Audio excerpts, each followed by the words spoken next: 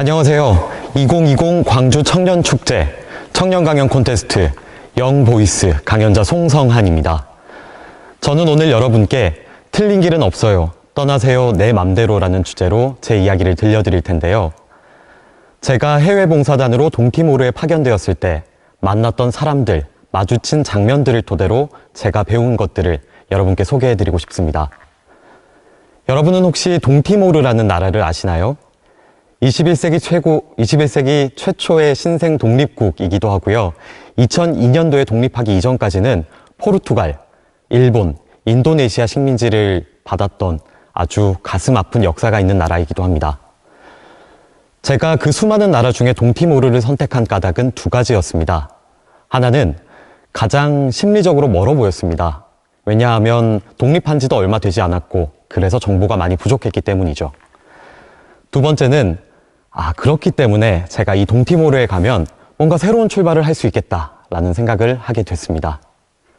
그런데 막상 해외 봉사단 합격 통보를 받고 나니까 가슴이 턱 막혔습니다. 이때 제가 든 고민은 내가 과연 동티모르에 가서 그 사람들을 위해서 어떤 일을 할 수 있을까라는 생각이었고요. 두 번째로 든 고민은 함께 선발된 동료들을 보니까 소위 말하는 이름 있는 대학 출신들이었습니다. 그래서 도피성도 짙고 또 제 스스로 초라해 보이는 이 모습을 가지고 어떻게 동티모르에 가서 그 사람들을 도울 수 있을까라는 고민에 빠지게 됐죠.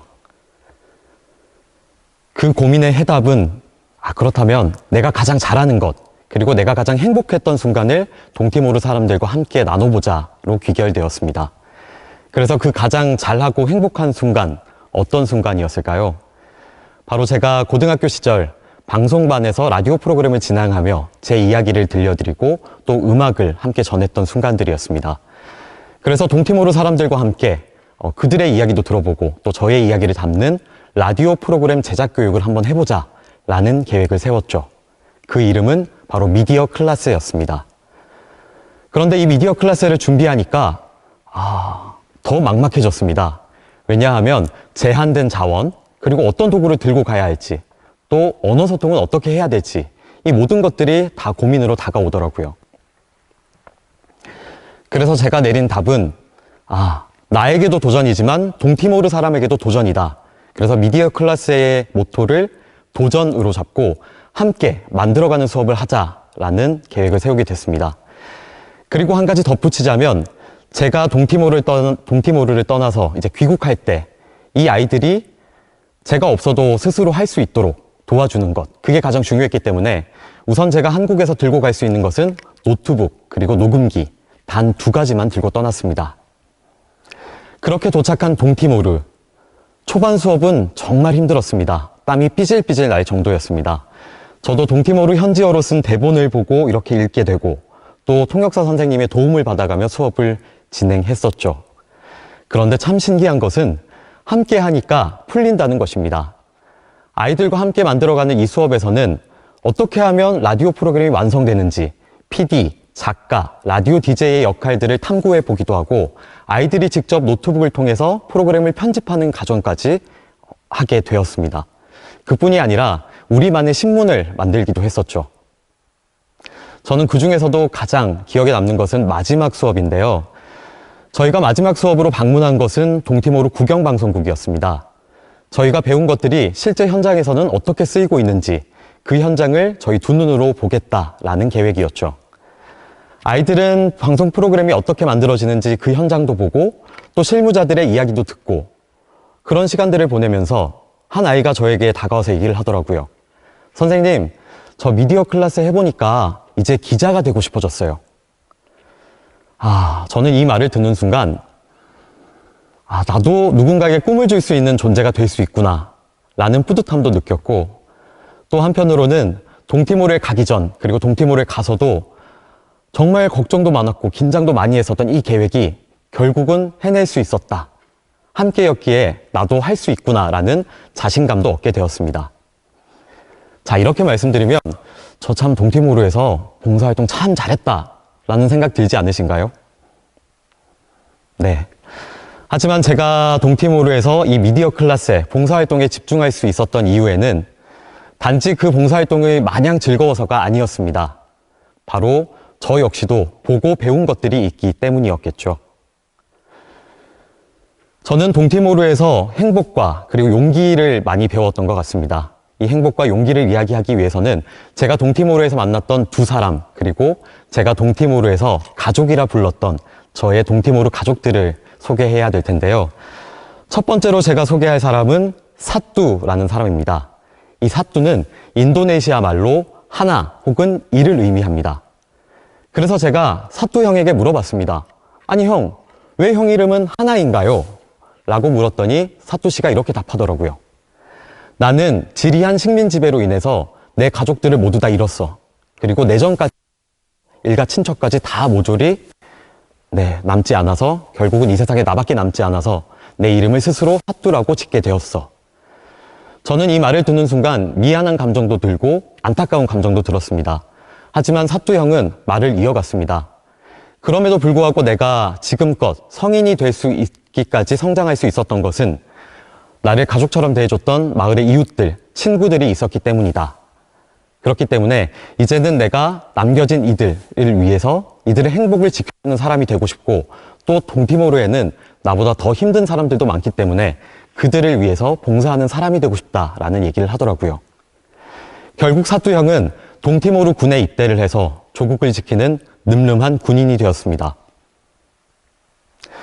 사뚜 형을 보면서 나에게 주어진 고단한 현실에도 불구하고 나와 함께 살아가는 이웃들, 친구들을 생각하고 또 그들의 행복을 빌어주는 그 모습, 또 지켜주려는 그 모습에서 깊은 감명을 받았습니다. 두 번째로 소개할 사람은 노나입니다. 하루는 제가 울적한 기분의 마을길을 정처 없이 걷다가 노나를 만나게 됐습니다. 그래서 제가 노나에게 물어봤죠. 아, 나 요즘 안 행복해. 너는 행복하니? 라고 물었더니 노나가 저에게 대답을 합니다. 나 행복해. 왜일까요? 노나의 이어진 답은 왜냐하면 새 친구를 만났기 때문이야 라고 얘기를 하더라고요. 저는 이 답변을 듣고 그 이후에 반성하게 됐습니다. 첫 번째 반성의 이유는 노나가 난민촌에 거주한다는 사실이었습니다. 그래서 제가 얼마나 바보 같고 어리석은 질문을 노나에게 했는지 그 부분에 대한 반성이었고, 두 번째는 행복이었습니다. 어쩌면 내가 그토록 줬던 행복은 나와 너무나 가까이에 내 주변에 있는 것임에도 불구하고 내가 외면하고 있었다라는 반성을 하게 되었죠. 저는 한국에 있을 때는 혼자라는 생각을 참 많이 했었습니다. 가정 형편이 어려워서 맞벌이 하시는 부모님이셨기에 집에 혼자 있는 경우도 많았고, 또 한국에서는 누군가와 함께하는 것보다 내가 앞서 나가야 되기 때문에 그 혼자라는 것에 익숙해지고 또 편해지려고 더 노력하고 누구보다 더 빠르게 나아가야 된다라는 생각에 사로잡혀 있었기 때문입니다. 그런데 동티모르 가족들을 만나면서 좀 더 변화하게 됐습니다. 제가 생각에 잠길 틈이 있으면 동티모르 가족들은 신나는 노래를 부르거나 아니면 재밌는 대화를 이끌면서 분위기를 함께 흥겹게 즐길 수 있는 그런 분위기를 만들어줬고요. 그리고 제가 먼 산이나 먼 바다를 보고 있을 때면 저의 동티모르 아버지께서 저에게 이런 말씀하셨어요. 라벨레 하노인 바락 또발라이. 이 말의 뜻은 너 생각 많이 하지 말고 잠이나 자러 가라, 이 말입니다.